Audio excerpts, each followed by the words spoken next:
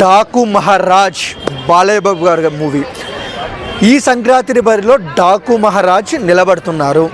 అసలు మొన్న రిలీజ్ అయిన గ్లిమ్స్ అయితే నేను చూశాను. అసలు ఆ బీజిఎం ఏంటి భయ, అసలు బాలయ్య బాబు గారు అసలు మెంటల్ ఎక్కిపోయింది. బాబీ గారు ఈవెంట్లో మాట్లాడుతూ బాలయ్య బాబు గారు ఫుల్ చలి ఉంది, నైట్ షూటు ఒక షాట్ చేయాలి, అది డూబ్తో కవర్ చేద్దాం అనుకున్నాను, కానీ బాలయ్య బాబు గారు వచ్చి నేనే చేస్తా అని బాలయ్య బాబు గారి గుర్రం ఎక్కి మరీ చేశారు.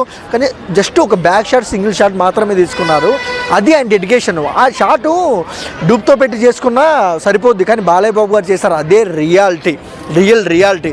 బాలయ్య బాబు గారిని మనం చూస్తున్నాము అన్స్టాపబుల్ కానీ, ఇలా పొలిటికల్లో కానీ, ఇలా సినిమాలలో కానీ నెంబర్ 1గా నిలబడుతున్నారు. సంక్రాంతి పండగ అంటే ఒక సినిమాలో వైబు. ఈసారి బాలయ్య బాబు గారి సినిమాలు ఏ రేంజ్లో ఉంటే నేను చెప్పను, ఎందుకంటే పల్లెటూరుల నుంచి దండలు ఊరేగింపుగా వచ్చి అక్కడ థియేటర్లలో దండను వేసి ఎంజాయ్ చేస్తారు ప్రజలు. ఇంకా ఫ్యామిలీలు అయితే ఇంకా ఎక్కడెక్కడ ఊర్ల నుంచో వెళ్ళి, సిటీకి నుంచి పల్లెటూరులకు వెళ్ళి చాలామంది ఫ్యామిలీలతో సినిమాలు అయితే సంక్రాంతికి అయితే చూస్తారు.